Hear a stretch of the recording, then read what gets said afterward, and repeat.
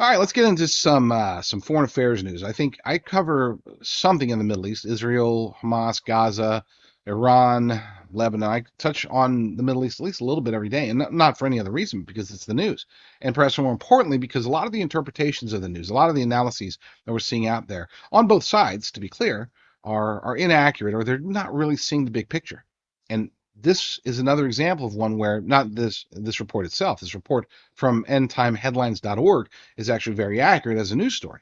Okay, but a lot of the commentaries that I heard today were false. Okay, they didn't paint the picture the right way. Benjamin Netanyahu said recently, I think it was 2 days ago, he had said that there's going to be an escalation. In other words, they were going into a more aggressive um, front in the war. They're going to try to expedite it, and I think the reason he didn't say this, but I think the reason is because they fear that once they get closer and closer to fully taking out Hamas, that's when there's going to be reactions from other nations, other military forces. And we're already seeing that. I shouldn't say that's when it's going to happen. That's when it's going to escalate. That's when we will get into what I believe to be a full-blown Middle East war, which is on the horizon.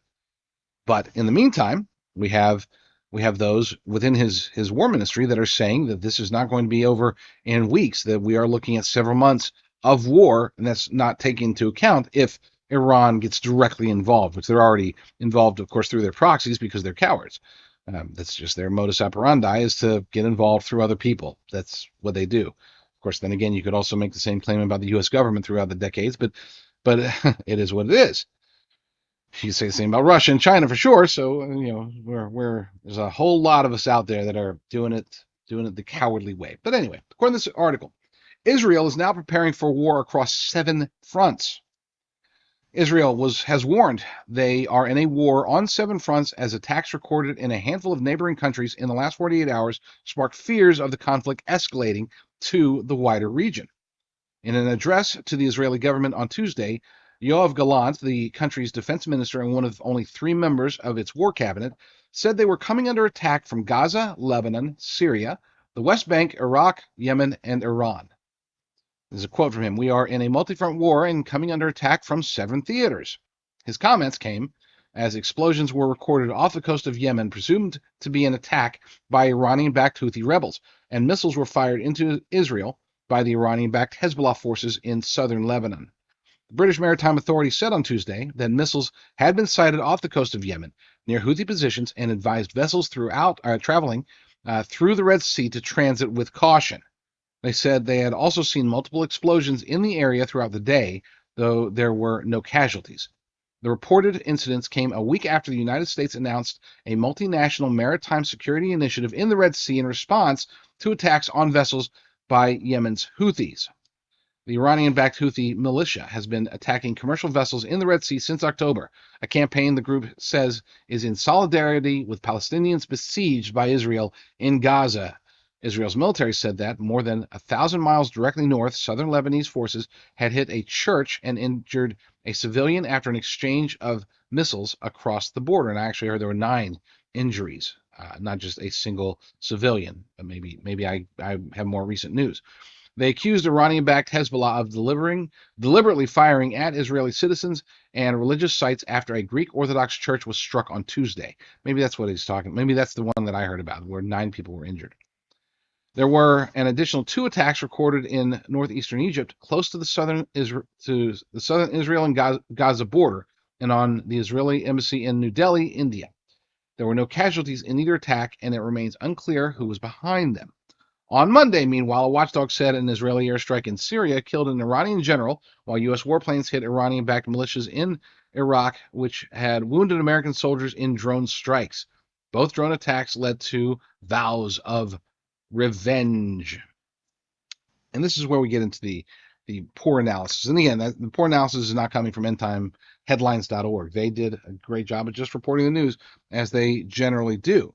The bad analyses that I've been seeing are pointing to the notion that the United States has to get involved now, preemptively.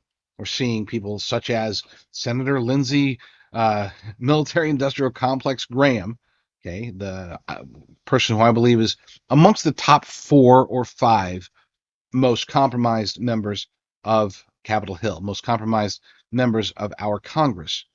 that we have. I think that he is owned by multiple organizations, perhaps multiple countries.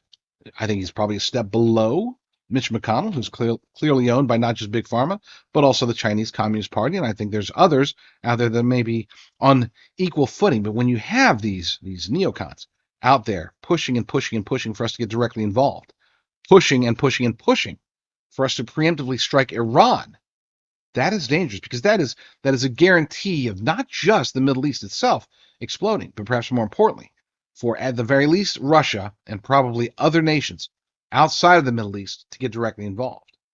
So even though the Bible does say that when you hear wars and rumors of wars, you fear not, because the end is not yet. Well, maybe that's the part we're in now, but what if it does escalate? What if we get into just wars and wars and wars?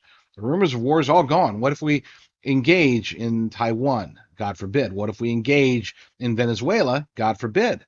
What if we are drawn in and somehow we are engaging in Ukraine? It is possible that all these rumors of wars could be wiped out very quickly and become actual hot wars that the United States is involved in. And let's face it, I'm a homer, okay? I do believe the United States military, despite the wokeness from the Biden administration, the United States military is the most powerful military in the world, the most powerful military force the entire world has ever seen, by far, not even close. With that said, can we handle 4 fronts on 4 continents? I don't think so. Can we handle a combined enemy between Russia, China, and their friends versus us and our friends? Our friends have not exactly proven to be the most reliable when it comes to wars and conflicts. Okay, I'm not saying that, hey, oh guys, head for the hills, we're going to lose. I'm just saying that I don't want any wars, and if there are other wars, I don't want to get involved. Period. We need to protect ourselves. Okay, I know that that's not the most popular thing to say, that we conservatives are supposed to be ready to help our allies. Okay, yeah, well, we're not ready. We're not in a position to engage on multiple fronts. We're barely able to protect ourselves if a major conflict were to come to our shores. We're already experiencing a major conflict brewing within the United States as a result of our open borders. We're seeing military-age men being placed into our nation. The war that we're going to end up having to fight, almost no matter what, is this internal war. It is almost certainly coming. And unless God intervenes, or unless we do something very drastic about it soon, we're going to be faced with the enemy within.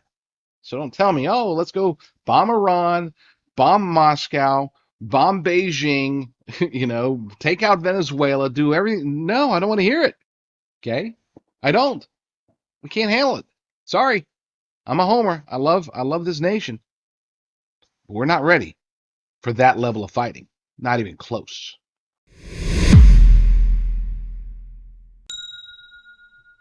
Look, folks, things are getting really insane out there. You see it. You see the challenges with the money, the challenges with energy, challenges with food. The food supply is not only diminishing, it's also changing. They don't want us to eat beef, especially they don't want us to eat all-American pasture-raised beef. Well, we at wholecowstld.com, we believe that you can have your beef and eat it too. You can sustain and keep it long term by going there using promo code TLD15 and get long-term storage beef. These are bags with 12 servings of ribeye, New York strip, tenderloin, sirloin, the good stuff.